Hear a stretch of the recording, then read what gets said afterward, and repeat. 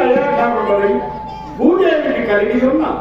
ఈ పాపభారమంతయు అధికమైనందున భూదేవి నా వద్దకు వచ్చి మహావిష్ణువులకు నన్ను వేడుకొనగా భూదేవి పాపభారములు పాపగలంతులకై త్రిమూర్తులముకు మేము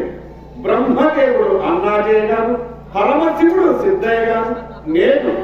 నా భక్తులకు ప్రకృతాంబ పరిపూర్ణయాచార్యులకు పుత్రుడనై జన్మించి అత్రిముడిచే 6 నెలలు పెంపొంది నందిపటలో పాపాగ్ని మఠమునందు వీర పాపమాంబ వీరభోజయాచార్యులకు పెంపుడు బిడ్డని వారికి పిండోత్పత్తి క్రమము తెలిపి మోక్ష మార్గమును చూపి అతడ నుండి వీరమొట్లయ్య అను నామమున బలగాను పల్లెకేకి అతడ గరిడిరెడ్డి అచ్చమ్మ గారింట గోవుల పరిపాలకుడనై వారి కుమారులకు బ్రహ్మానంద రెడ్డికి అంగత్వము వాటి రవ్వలకొండ ఎందు రమణీయమైన కాలజ్ఞాన పత్రములు రచించి ఆ కాలజ్ఞాన పత్రములను చింత చెట్టు కింద పాప ఎందు ప్రజలపరిచి అతడ నుండి అల్లారి పల్లెకేకి అతడ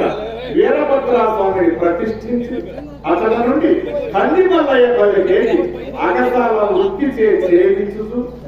పెద్దల సమక్షమున ఓలేరు చేత నిప్పు తెప్పించి అతడ నుండి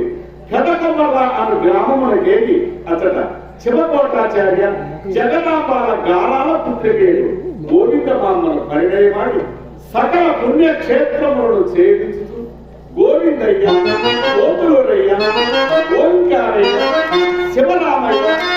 సిద్ధిలింగయ్య అను పంచపుత్రులను బలసి కడగొట్టు కుమార్తెకు వీరనారాయణమ్మను బలసి ఆమెచే విఖ్యాతి పొందుతూ రాజయోగ మార్గమందున ఉన్నందున నేను బ్రహ్మమునైతే నాయన